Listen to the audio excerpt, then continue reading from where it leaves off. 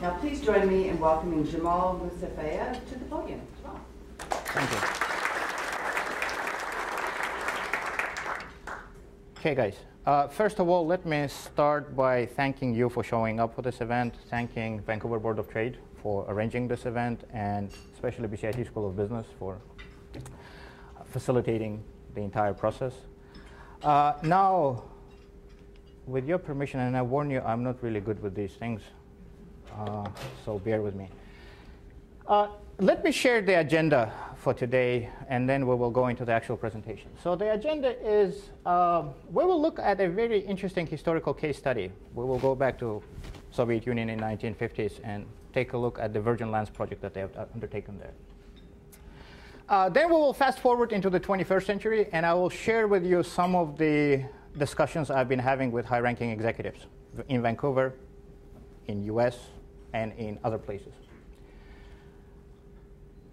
Then we will look at the statistics, industry statistics, just one slide, but I think is a very powerful, it is a very powerful one, about what is our success rate with projects, both at the strategic and at the tactical level.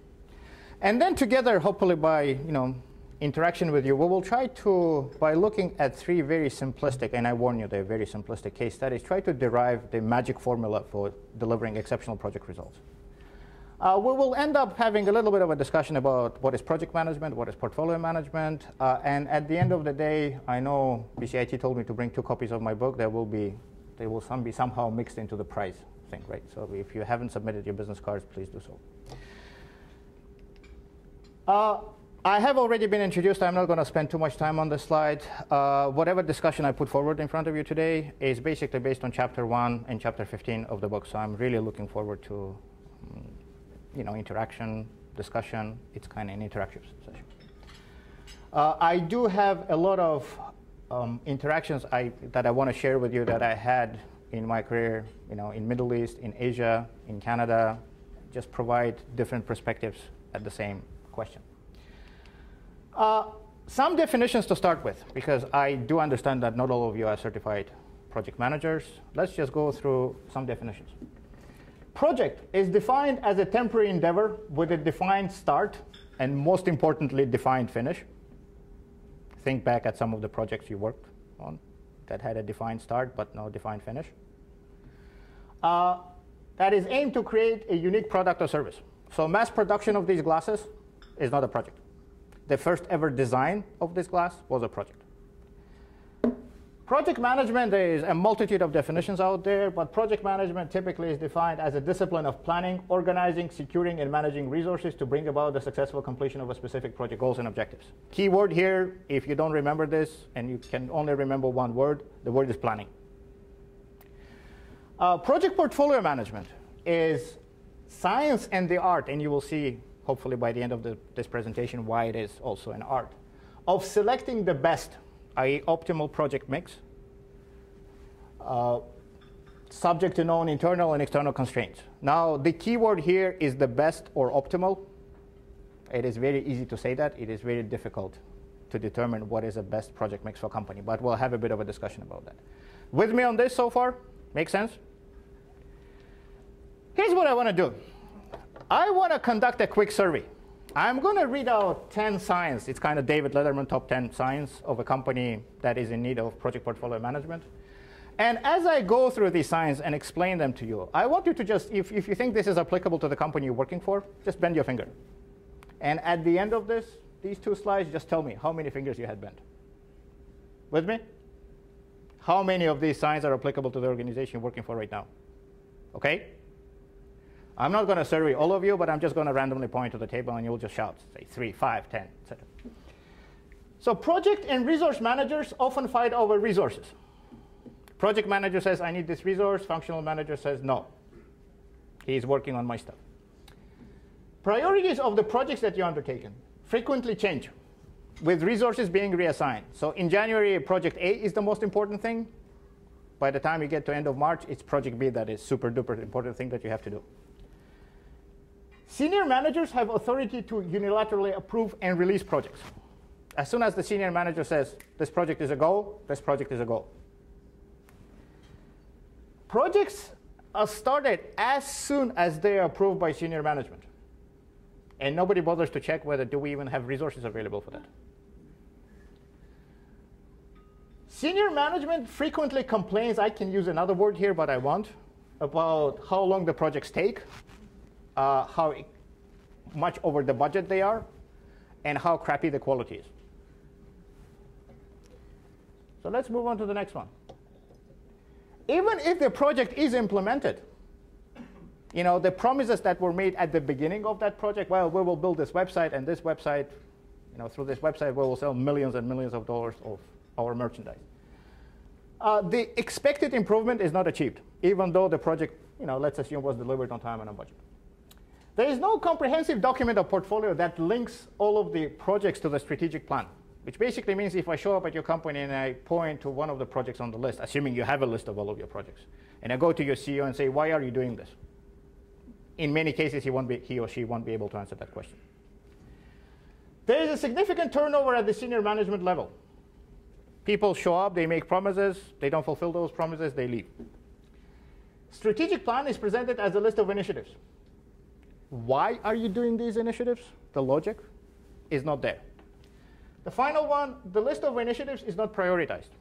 Therefore, whatever list of projects you have on your plan, it is assumed that all of these projects must be implemented simultaneously. This table, just shout a number at me. How many of these signs are applicable to the organization? 7. 4. 5. 6. Anyone in high numbers? 5. Table at the back. You don't have to state whatever company you're working for. I mean, that remains anonymous. Guys at the back? I'd say 5. 5. This table?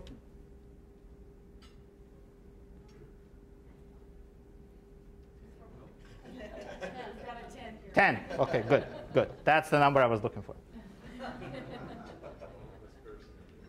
So the good news, you all came to the right place. I mean, if it is 5 and more, probably this is applicable to you guys. So let me start with this promise case study. 1953, the government of Soviet Union suddenly discovers that the production of wheat, meat, and dairy plummets to historical levels. Keep in mind, this is socialist style, command style economy. Everything is owned by the government. This is important to understand in the context of this presentation. Nikita Khrushchev, the handsome gentleman at the bottom right corner of the screen, who was the leader of the country at the time, he says, wait a second, Canadians are very successful in growing grain and wheat in the prairie provinces, in Alberta, Saskatchewan, Manitoba. Wouldn't it be really cool if we could emulate the same experience that Canadians had and try growing wheat in certain parts of our country where climate is very similar, specifically northern Kazakhstan, southern Siberia? Because he was the leader of the country and because he said the magic words being, wouldn't it be really cool if we could do this? Project got initiated. Just to give you some aspects of this project. Original goal was to produce 20 million tons of grain. Remember that number. It involved 500,000 volunteers, soldiers, students, and agricultural professionals, 50,000 tractors, and 6,000 trucks. By 1956, 60 million tons of grain harvested. Compare that to the original goal. Don't say anything, just compare. While the whole country is erupting in celebrations, the following things pop up. Because this is a command-style centralized economy, somebody forgot to order storage barns, freight trains, and harvesting equipment. All of that harvest is lost. To add insult to injury, Soviet Union is forced to buy 20 million tons of grain. Guess from who? From Canada. Another thing that was discovered, and I'm using quotation marks because if you have to take 500,000 people, move them into the middle of nowhere, is it really surprising that the cost of grain will be higher than the grain grown in the traditional areas like Ukraine? Not really. And yet it was a big surprise that the grain grown in southern Siberia and Kazakhstan was 3 times cost of the grain grown in Ukraine. Another interesting thing that was, again, discovered is that for that particular region, for every 5-year period, 2 years, you would get great weather and you would get 60 million tons of grain. 3 years out of 5, you would get nothing. Again, fact that was very well known to Khrushchev and his advisors, but they just chose to ignore it. You know, as soon as he said the magic words, wouldn't it be really cool if we could do this? Project got initiated. So if we compare the original goal, get 20 million tons of grain, and the actual performance was 60 million tons. If there was, and I don't even know if there was a specific project manager assigned to this project, do you think he did a good or a bad job? Assuming this is a command-style, very siloed economy. Assuming this was his or her mandate. Good job. Good job. In that case, a whole bunch of questions pop up. Questions like, who should have forecasted the high cost of the final product? Who should have said, well, wait a second, we're moving 500,000 people into the middle of nowhere, and then we have to support them there, and then whatever grain we harvest there has to be transferred to the western part of the country. Who should have initiated several other parallel projects, like building silos, ordering trains, etc.? Who should have studied the historical meteorological data and said, wait a second, we're not going to be that successful year after year after year. There's only a 40% chance of success. Who should have assessed the overall value of the entire program of projects that had to be undertaken, and then calculated the return on investment, NPV, or whatever value, let's call it. And the kicker is, if these were not project management mistakes, and we just agreed that these were not project management mistakes, what kind of mistakes were those? To save time, I'm going to give you a hint. At the beginning of the presentation, I said this presentation is about project management and project portfolio management. So if these are not project management mistakes, what kind of mistakes are these?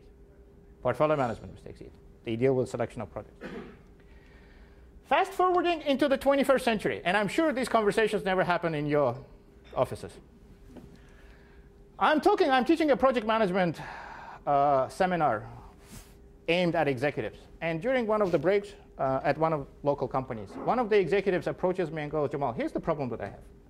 He goes, my department heads are constantly whining that they don't have enough resources to deliver these projects that I assign them to deliver. He goes, and there are two options in front of me. Option one, they're lying to me. And I have to pressure them to work harder, roll up your sleeves, just deliver. And again, I'm sure you've never seen that happen in real world. He goes, in case they're telling the truth, what do? Do I cut the projects, or do I throw additional resources? If I decide to cut the projects, how do I go to the board of directors and convince them that these are the specific projects that have to be cut? If I decide to give them additional resources, again, how do I go to the board of directors and convince them that, yeah, give me that money?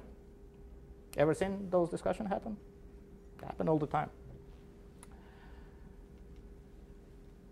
Second example, which actually, I kid you not, inspired me to write this book that is going to be distributed today as a prize. I was working as a contract project manager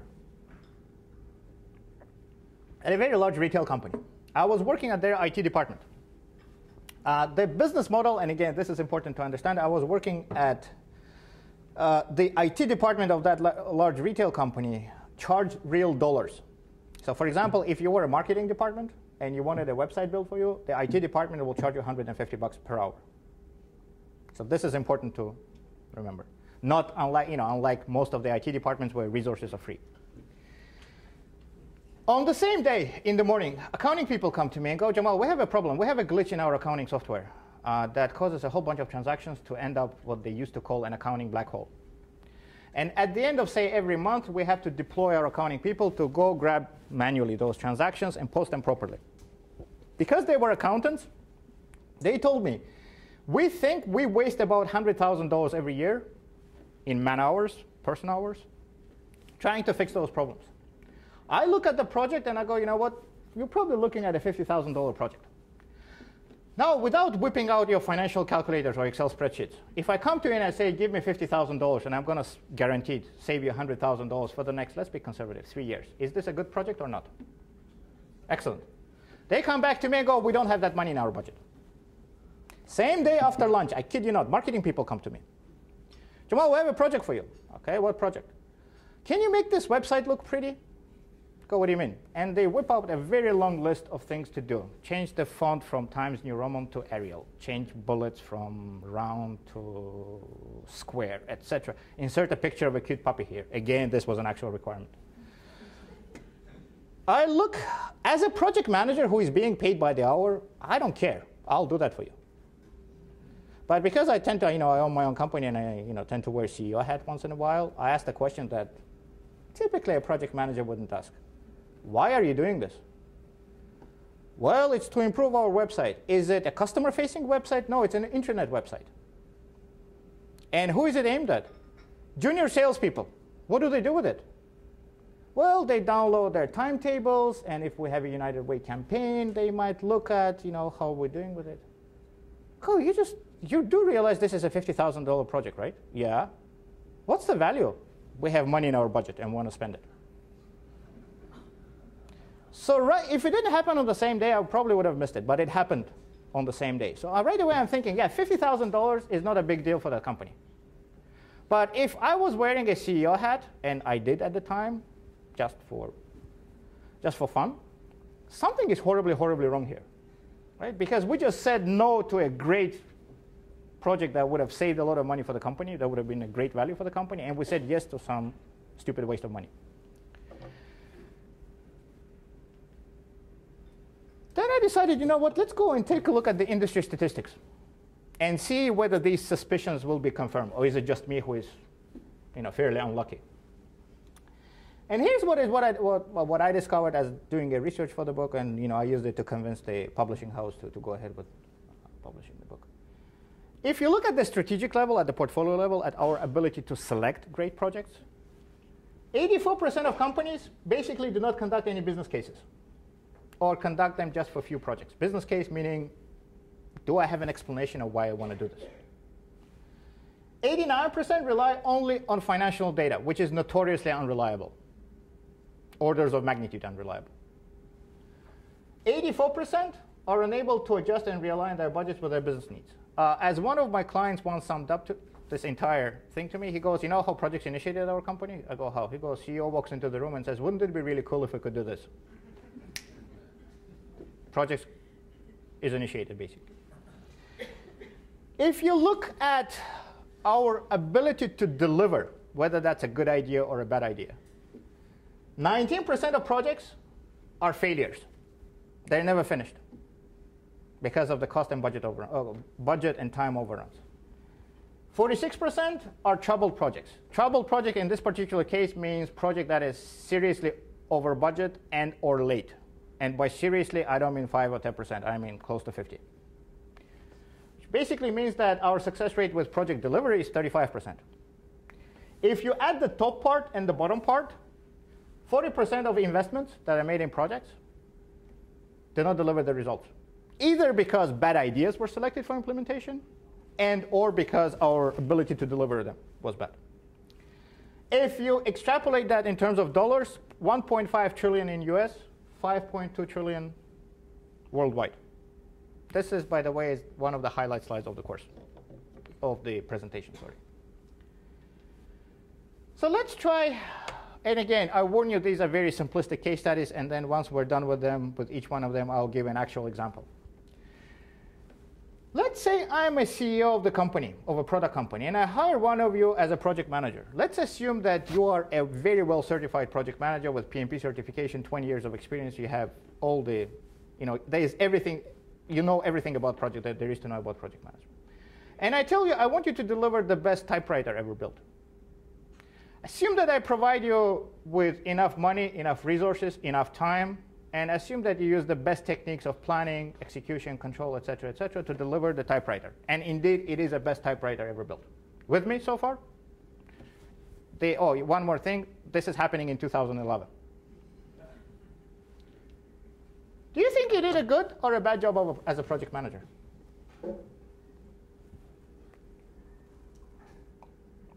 Someone said bad.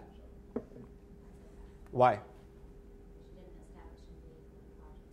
You came back to me, you said, is there a need for this project? And I told you, I'm the CEO, go ahead and do that. If you don't do that, I'll find somebody else. Another assumption, you're being paid $100 an hour. likely are you to come back and say no? I mean, let's put it in real terms, right? The business model is I will come up with stupid ideas and I will rely on the project manager to come back and tell me this is not a good idea. Probably not going to be very viable. Another example, and I thank you very, very, very much for bringing this up. Another example, when I used to work for HSBC and we would start $25, $50 million projects, CEO of HSBC did not call me up and say, Jamal, what do you think about this? It was, here's the project, you're responsible for it. I'm assuming most of your experience are very similar to mine. Do you think the product will sell successfully on the market? No. Again, this is none of the questions on these slides are trick questions. Well, whose fault is it that the project has not been successful? And note here that great project does not necessarily equal project that was successfully delivered. This project was delivered successfully. So whose fault is it? Yours as a project manager or mine as the CEO of the company? Remember I told you it was a silly example? Look back at Virgin Lands. LA subway system. Delivered on time and on budget, one problem, nobody's using it. You know, just a few of the examples.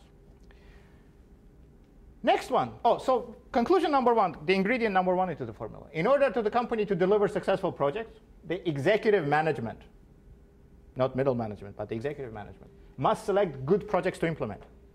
What I mean by good, we will get to that a little bit later. Second one, as I mentioned in the introduction, I teach project management at BCIT in the evening program. So most of the crowd I get are pretty much people same age group as yours. They're not 18 or 19-year-old. And after they write the midterm exam, I ask them, closer to the final, I ask them a question. So what happens? I go, assume this. Assume all of you are A+ students. Assume you know everything there is to know about project management. On the midterm, I gave you 5 questions for the duration of 2 hours. Assume I go nuts and I give you 100 questions on the final exam of the same size and complexity for the same 2-hour limit. What's going to happen? So what do you think will happen? Again, this is not a trick question. What's going to happen to the average in the classroom? It will go from A+ to F, right? Some students think a little bit more and they go, Jamal, you know what we think? We think none of the questions will be finished. Why? Because we're going to be panicking and jumping from question to question, hence never accomplish it. Sounds like a silly example, right? Here's what I want you to do. I want you to replace the word question with the word project and final exam with fiscal year. Let's see if anyone starts crying in the audience. You know what I'm referring to, right? We have way too many projects, even if we have great ideas and we have great skills to implement them. If you give people 100 projects and your throughput capacity is 5, guess what? Things will not be accomplished. So conclusion number 2, in order for the company to deliver successful projects, number of projects assigned to the company employees must not exceed some reasonable threshold. If you have throughput capacity of 20 projects per year, do not throw 100 and expect the same results. Last one. Let's pretend that I own a piece of land somewhere in Caribbean. I don't, but this is my case study, so I can do whatever I want. And at some point of time, I decide, you know what, I'm not going to travel there. I want to sell it for profit. Let's pretend that the only ingredient in the value definition for me is profit, return on investment. Whatever facts I give you here, assume they're true for simplicity. Let's say I conduct this research and I discover that the house that I want to build guaranteed will sell for $500,000. I conduct another research and I discover that I can build this house for $400,000. I do back of the envelope calculation. 500 minus 400 divided by 400. Return on investment of 25%. Assuming the only thing I care about is return on investment. Is this a good deal or not? Again, this is not a trick question. This is a good deal. Now, let's pretend that I look at Yellow Pages, local Yellow Pages. I randomly pick a building contractor. I do not check his references, or etc. And let's assume that it turned out that he was not a very good service provider. He didn't do scoping. He basically started building a house based on a drawing on a napkin, hired the wrong people, ordered the wrong equipment, ordered the wrong materials. To make a long story short, you know, the entire planning thing was skipped. Because of that, price went up from $400,000 to $600,000. I'm doing the ROI now. I'm sitting at minus 17%. Can this happen on a, have you ever seen this happening on a project where the budget was 400,000 and it goes up to 6 all the time? So here are my questions to you. Was this project a good idea overall? It was. And I told you, assume that whatever assumptions I give you are true assumptions. Well, what factors prevented this? Planning, all that can be called what? Project management. Planning, due diligence, control, etc., all that together is called project management. It was a great idea, but because the delivery sucked, it wasn't delivered on budget and it wasn't delivered on time. Hence, the value of the project decreased. So conclusion number 3. In order for the company to deliver successful projects, they must have a good grasp on the tactical side, i.e. the project management, the planning part. If we sum up all of these things, only the best and the most promising ideas must be selected for the implementation. And I promised you, and we will get to that slide where we will discuss at a very high level, though, how to extract those, select those great ideas. Which is the domain of portfolio management? Domain of portfolio management typically means this is senior level people at the company. It's not the project managers. It's not the middle management. Company has to have an appreciation of its own throughput capacity. It must not take on more work that they can deliver. Remember that conversation with the senior executive in the company? And then you have to have scoping, estimation, planning, monitoring, and control mechanisms, collectively called project management, to hopefully deliver these great ideas on time and on budget. With me so far? Here is the slide where I want to spend some time on and give you some real-life examples.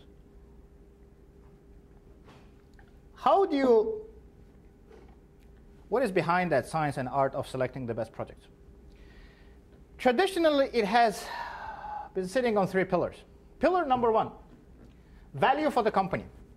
It is very easy to say, well, I think this project will deliver value to the company. But it's very difficult to determine what value is. Because value for a hospital versus value for Apple versus value for Port Metro Vancouver versus City of Vancouver would be quite different things. Sometimes, and it's a good idea to start at least thinking about it in terms of financial value, because you need financial discipline. I think it's a must-have ingredient in every project. NPV, IRR. The more mature approach would be scoring models, where you look at a whole bunch of variables. And I want to give you a couple of examples from my actual experience. A product company, which was a client of mine, they, after a very long discussion, facilitated discussion, teaching them about project portfolio management, they said, OK, when we select projects, we want to rank them according to competitive advantage, market attractiveness, leverage of our core competencies, because we don't want to be getting into something we don't know, technical feasibility, can we do it, and financial reward. Make sense? I mean, any surprises that a product company, fairly aggressive software development product company, selected those? When I was recently doing exactly the same thing, exactly the same exercise at a university here in British Columbia, they said, no. What we're looking at is strategic fit, resources required. The more resources, the less attractive the project is. Technical feasibility, can we do it? Financial value, and riskiness. We drilled into the strategic fit because I forced them to, because I said, you can't just say strategic fit. You have to explain what that means. They said, we want to attract more students. We want to attract more international students. We want to attract the best faculty. We want to make university a great place to work. If one or more of these criteria are satisfied, this is a good strategic fit. Development of balanced portfolio. You can look at a whole bunch of things, product, maintenance, improvements, etc., typically shown on a bubble chart diagram. Most popular one is risky and high reward projects versus low risk and low reward projects. I want to give you an example of this one, very interesting in my opinion. Was recently teaching, this is basically what you're seeing in front of you is a shortened version of a module 1 of a 3-day project and portfolio management masterclass that I have. And I was teaching this in May of this year in Dubai. There was a very distinguished gentleman who which surprised me because executives in Vancouver typically don't come to those classes, who was the owner and the president of a very large construction company in Saudi Arabia. He's Western educated. He was really excited about the value part, which was a module. And then right in front, right at the beginning of the what is a portfolio balance discussion, the module of the course, he approached me and goes, you know what? Because I don't know if this is applicable to what I do. I go, why? He goes, well, I'm like a professional services company, right? Clients come to me and say, build this. What am I going to say? Well, it doesn't fit my balance. You know, if there is a margin to be made, I say yes to this. And I said, well, listen to the very end. Let's have the discussion. And the interesting thing is that we had the hotel where we were at was very close to Burj Khalifa. You guys know what it is? The tallest building in the world. Really sexy, sleek-looking building. And you could see it. And right as I was finishing this module, this balance module, I see him kind of staring at Burj Khalifa. And then he interrupts me and he goes, wait a second. He goes, you know what? Yeah, because I have good business with a local oil company, Aramco. But he goes, and I make good money off of them. But the thing about the Aramco projects, they're basically rectangular warehouses. And the margins are fairly slim. He goes, and I'm thinking right now, if I want to put something on my brochure, I don't want a rectangular warehouse on it. I want this. And he points at Burj Khalifa. Then he thinks for another second and goes, maybe not that Burj Khalifa, maybe a baby Burj Khalifa, but I want to have something sexy on there. So right away, we're getting into the discussion. Do we have low risk, low margin warehouses? Or are we spending some time into trying to invest into something maybe more attractive? Final portfolio of projects is strategically aligned and truly reflects the business strategy. I'll give you a silly example first, and then I'll give you a real one. The silly example first. If my company says, or your company says, let's go for the next 3 years, let's go after Asian markets. And as a result of that, we have 3 projects. Sign a partnership deal with a company in China, acquire a company in Japan, open a branch in Brussels. Which one is the odd one out? The Brussels one, because last time we checked, Brussels was in Europe. What are the chances this is a pet project of one of your executives? Pretty high. So this is being the silly example. And that is the project that has to be thrown out of the portfolio, assuming your strategy for the next 3 years is to go after Asian markets. Real life example, I deal a lot of time with, especially on the West Coast here, software companies, software product companies. And invariably, when you look at their mission statements, I guarantee you will find the words like innovative leader, creative leader, best of the best, to be the best provider of technology, et cetera, et cetera. I'm yet to find a company that did not have a combination of these words. And then you go to the CEO of the company, go, what percentage of your projects is invested into R&D? 3. Really? You're planning on being a market leader and you're going against companies, say, like Apple and IBM by investing 3% of your projects into R&D and spending 97 on something else? So this is hopefully a more sophisticated example of strategic alignment. What happens if you don't have project portfolio management? You have reluctance, and again, reflect back at the organizations you work at. Reluctance to kill projects. Typically, when I say the next phrase, people throw heavy objects at me, but it's not mine. It was coined by, what's his first name? Brian, I think. He's a local Canadian. He's based in Toronto. Cooper, who is considered to be the father of project portfolio management, only in the product sector. He coined the phrase, drowning the puppies. Give you one example, which is very relevant to today's news. When Steve Jobs came back to Apple for the second time, they had 350 products. Guess how many puppies he drowned as soon as he started there for the second time? 340. He killed 340 projects, and he left Apple with only 10. And I don't have to tell you how successful they were. Right? You will have immediate results. You will have too many projects. Resources will be thinly spread. It would be the 100 questions on the final exam scenario. In the long term, irrelevant of whether you selected good or bad projects, the time to market and the cost will suffer because people will be jumping from project to project. You will end up with a lot of failures because you did not select good projects in the first place. If you don't have rigorous selection process and projects are selected on emotion and politics, and I'm sure it never happens at your organizations, wrong projects will be selected. And you will waste a lot of your company resources on delivering wrong projects.